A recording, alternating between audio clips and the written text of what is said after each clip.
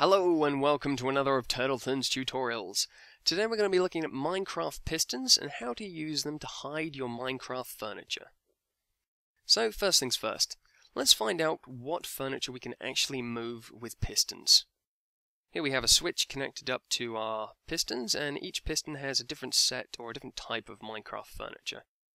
And if we flip this switch, you'll see that unfortunately the only thing which we can move with pistons is the workbench. So effectively, entities which can hold objects can't be moved. So we're kind of limited to what we can do here. So instead of actually being able to try and shift our furniture around, the best thing we can do is try and conceal it. That's what we have here with our white wool, which represents our building material. You'll see we have a switch which is inverted here via this redstone torch, which is powered through to this redstone repeater through to the sticky piston. And when I flip this, the idea is that the workbench is going to be revealed and then concealed, depending on what state the switch is in. Now, putting this into an actual practical model, we have here our wall, which can just be any part of our room we like, and if we treat a lever much like a key, we can carry this around with us and no one's going to inadvertently place down this or another lever, but if we put it in the right spot, we can basically reveal our equipment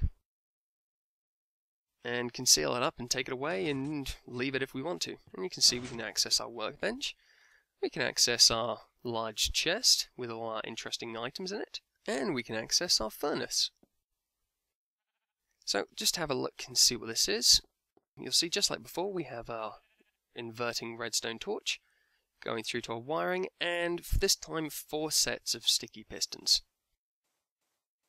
Now, to do anything a little bit more complicated than this, which we're going to really need to do because the grand look of this isn't particularly impressive, and to do something more complicated, we're going to need to use a more complicated design.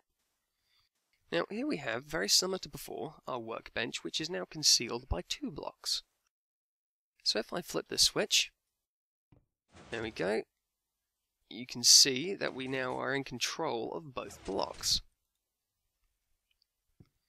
Now, breaking this down just a little bit, we have our switch on a inverting redstone torch and the wiring which goes through onto this green track, which is just going to control this green block of wool, which is exactly the same as our previous example.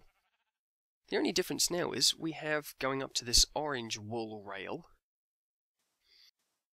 a redstone repeater here, which allows the power to propagate through this wool block, which controls this sticky piston and this wool block. And so they'll retract, and then after a period of time denoted by the delay on this redstone repeater, following up to this yellow wool wiring, which is controlling the 2 topmost sticky pistons, these 2 will then pick up both the orange block and the sticky piston attached to that block.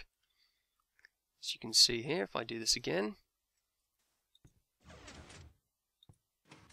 now the delay is essential because if these 2 yellow sticky pistons try and retract while this block is still extended, then the whole system sort of gets jammed and it doesn't work, because sticky pistons can't pull extended sticky pistons.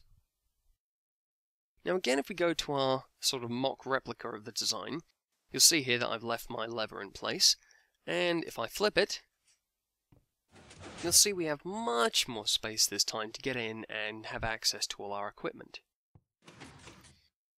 And you can do this a couple of times, which I'll just do to show you the full effect.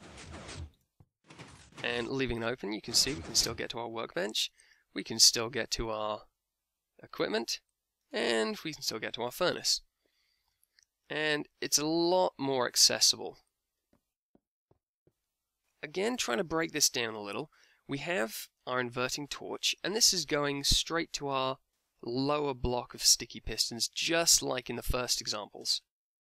And now all we have is this block which controls the horizontal moving sticky piston. Again, that's just a row of these 4 sets of redstone repeaters, just like we had before. And all the way up here we have our full set of delay on our repeater, and the wiring is controlling the very topmost vertical sticky pistons. Now, there's nothing too complicated about this. Just treat it as 3 extra sets of pistons attached onto the other side of the last design.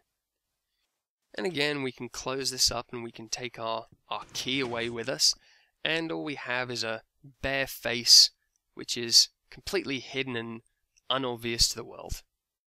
Placing it back, and allows us to access our equipment. So, this has been Turtleton's Tutorials. Hope you've enjoyed watching, and I hope to see you again next time.